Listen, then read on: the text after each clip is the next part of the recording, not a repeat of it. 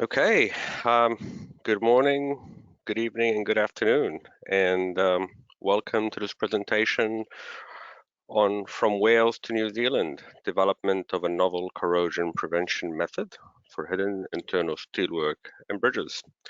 I am I am Raed Al-Saraf, and I am a technical principal of asset integrity management for WSP in New Zealand, based in the Christchurch office. A bit of background. I originally started as a structural engineer and over the years moved into the exciting world of steel corrosion and rusty steel, specializing in bridge preservation and maintenance. This ranges from the Auckland Harbour Bridge, as you see in the photo, to the small backcountry bridges.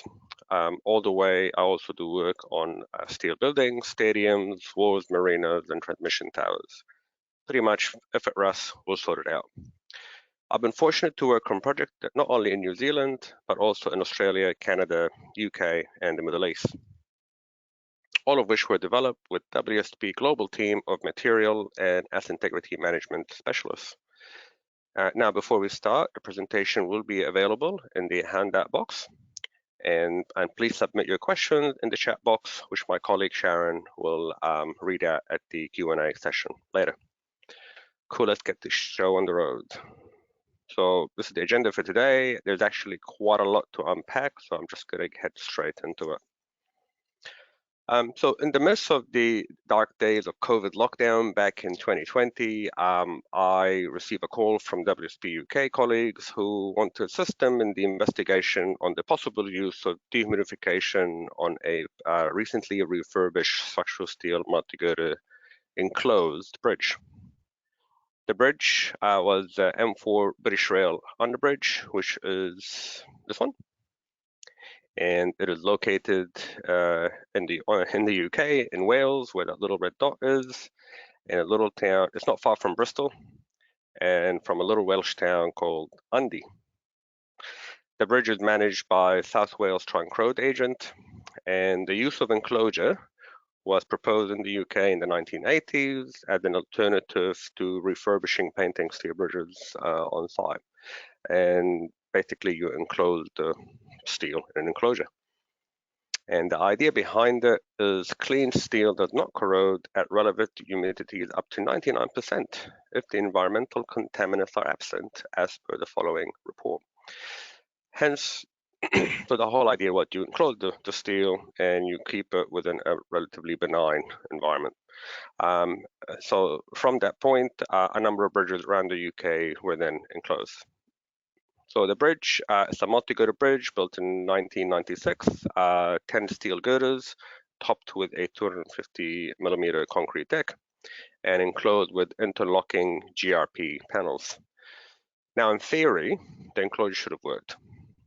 The issue was we had water ingress, water and contaminants were able to get in, and what happened with that, it increased the time of wetness on the steel surface, which in turn caused corrosion to occur.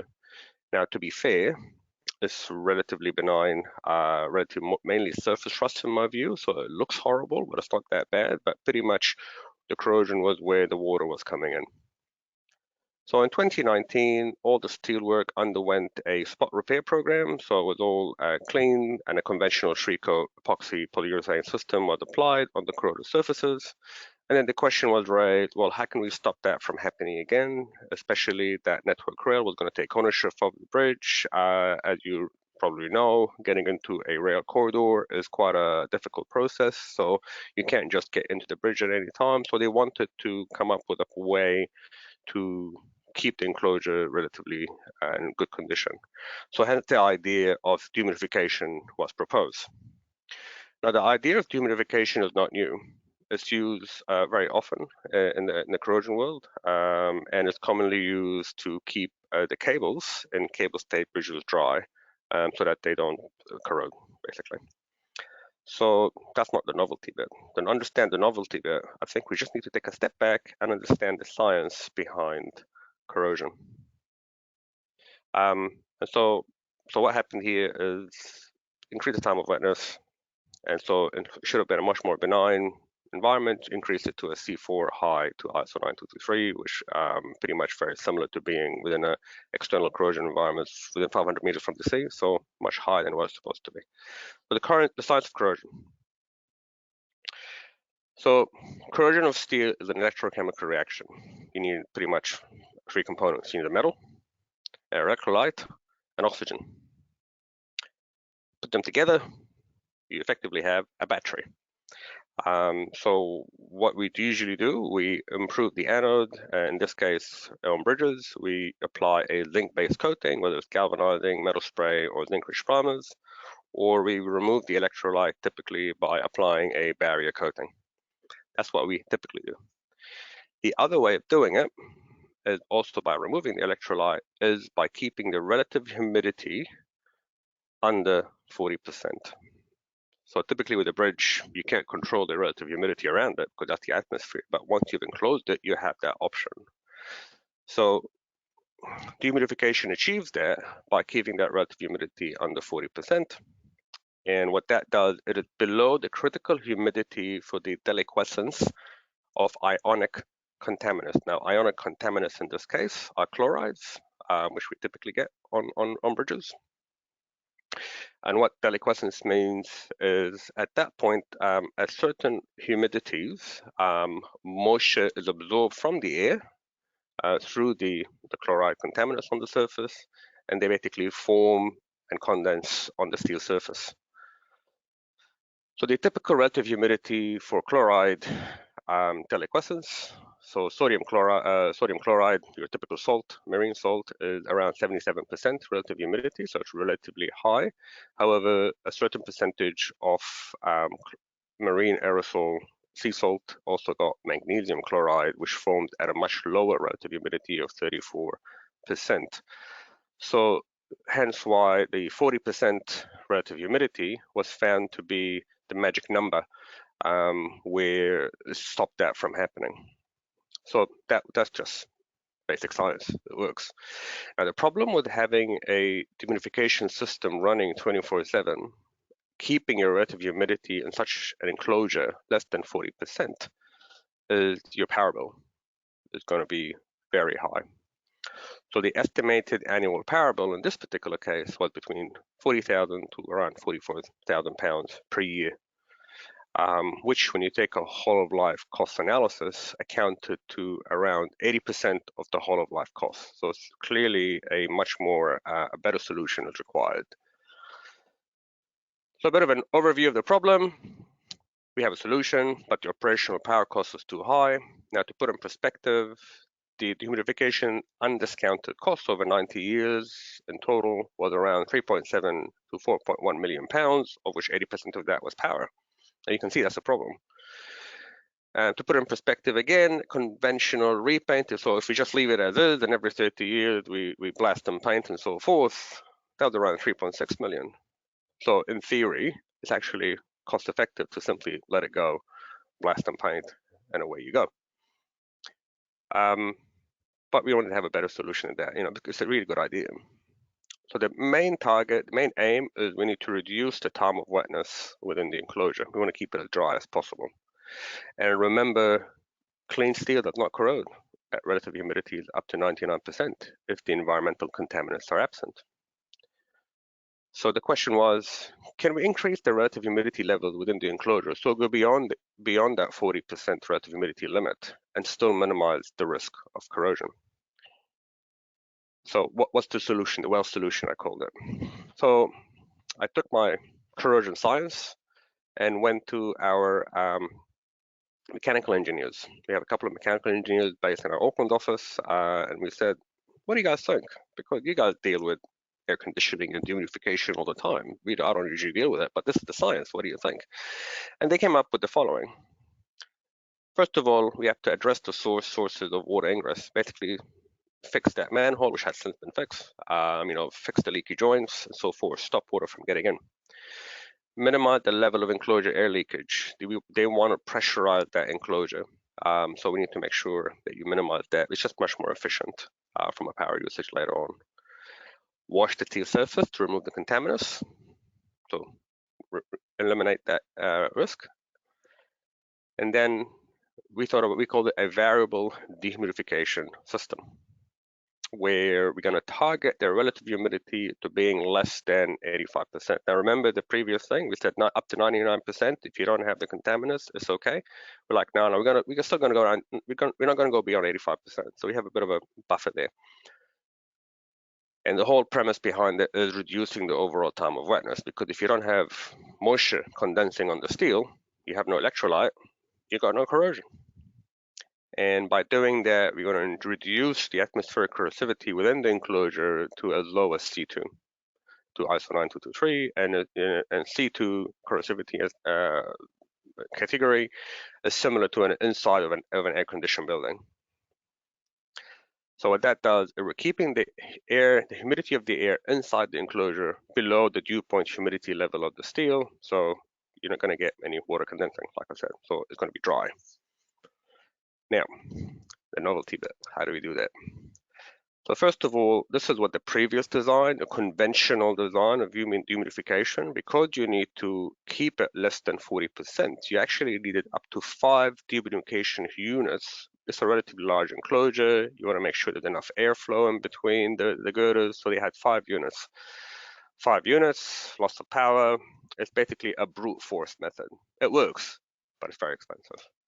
So what we came up with is we basically have one dehumidification unit, and the blue and the red lines are basically air ducting to move air around the enclosure. So what happened here?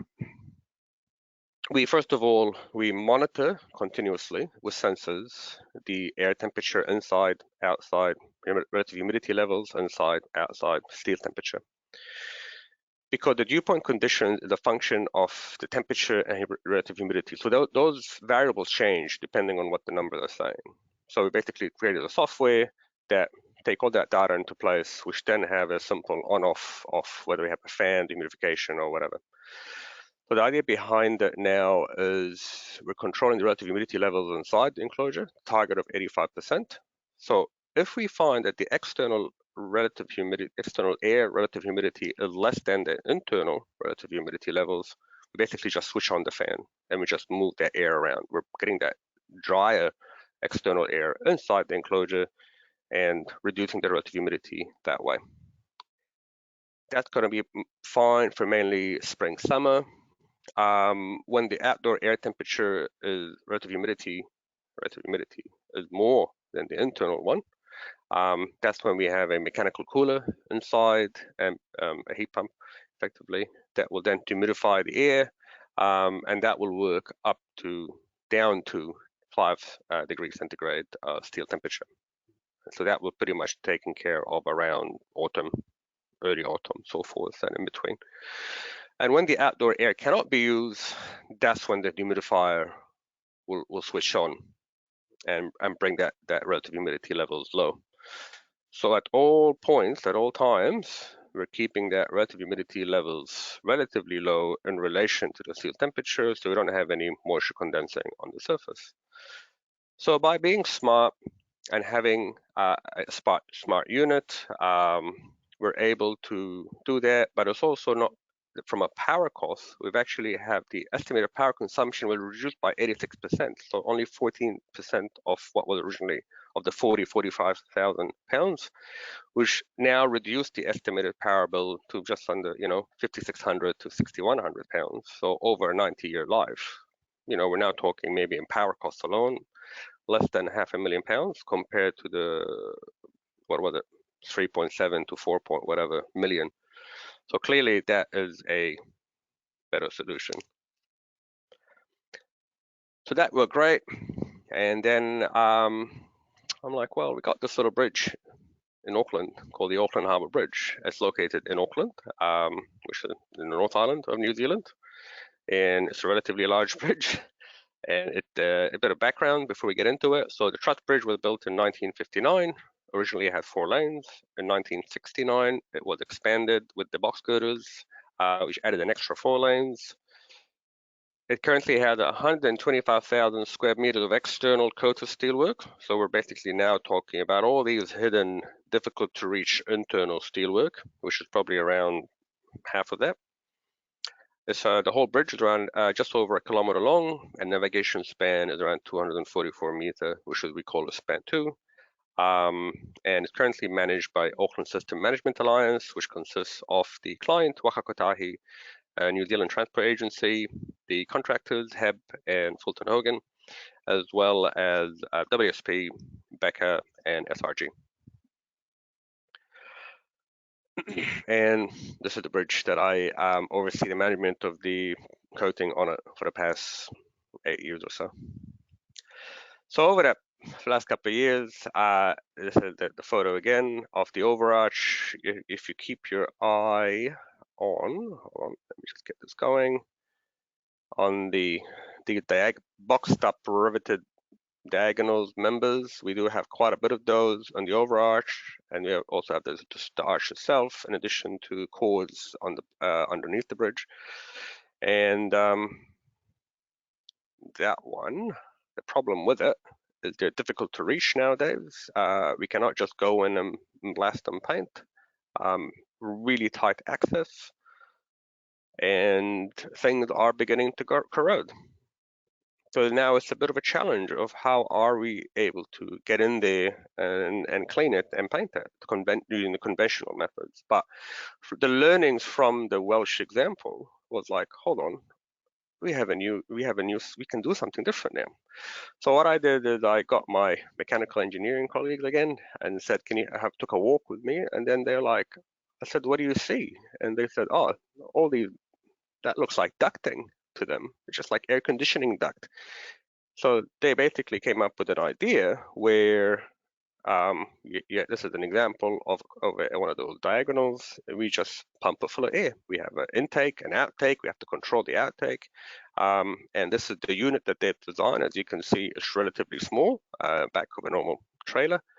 And funny enough, next week is when we're going to install it and do a trial. We're going to put sensors, again, temperature, relative humidity, inside, outside, and we're going to keep an eye on it, real-time monitoring. We created a website that tells us what's happening with those numbers. If those parameters went beyond certain, those numbers went beyond certain parameters, an alarm will ring that something's wrong, which needs to be looked at.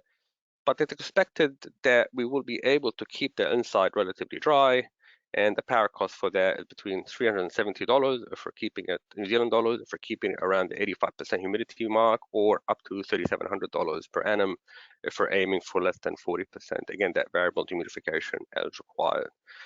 But the idea behind it is physically we cannot get in now. So this is a viable alternative to protect such bridges where you have all these hidden, difficult to reach areas in a very cost-effective manner. So in conclusion, the use of variable dehumidification can be considered as a way to minimizing the risk of corrosion in difficult to reach and often confined internal steel surfaces. It provides an operational cost-effective solution by keeping the annual power costs low. I appreciate those units are relatively cheap, but the power cost, that's what kills it if you just go to that brute force under 40% humidification. It has an estimated cost saving between 10 to 15% compared to a conventional continuously run less than 40% humidity dehumidification. And the use of real-time data monitoring through sensors add another dimensions of the battle against corrosion. With that, I do actually have a talk coming up in September on digital bridge asset management, my views on how we can do what's the difference. And I hope to see you then as well. Questions? Thank you, Rad, for a fantastic presentation. So before moving into the Q&A period, I would like to remind attendees to enter your questions in the question box on the GoToWebinar platform, and also you can get the presentation handouts in the handout box on the GoToWebinar platform. I will start with the first question. How many of these units are required for the Auckland Harbour Bridge? Yeah, good one. Okay, it depends what we're going to do. At the moment, as you can see, it's just a simple unit, just for that one diagonal trial. However, we did actually do an estimate. If you want to do the Overarch, which are around 20 diagonals, we're probably going to have one larger unit. But if you want to take it to the whole bridge, I would suspect, and I may be wrong, probably one unit per pier just to get access and make sure the air flows. So yeah, that's a question to the mechanical design team. But yeah, it's going to be compared to the Welsh example, which had 5 units on one little bridge. We can be very efficient on the Auckland Harbour Bridge. Yep. Thank you. The next question is about asset integrity managers, and if you can please explain what they do and how it fits with this concept. Yeah, so asset integrity management, like I said, I used to be a structural engineer, then I became a corrosion engineer, and now I'm an asset integrity manager.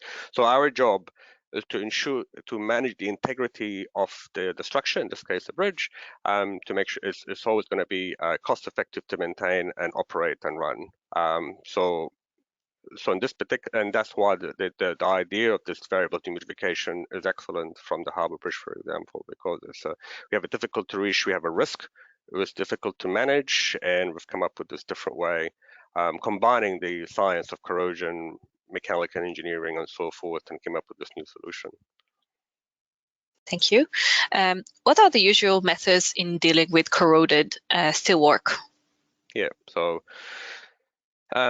like we said before, with that map of the corrosion battery, it's basically you have to eliminate one of the 3 things. So you either improve the anodes, so you put zinc primers and so forth, or you put barrier systems to eliminate the electrolyte.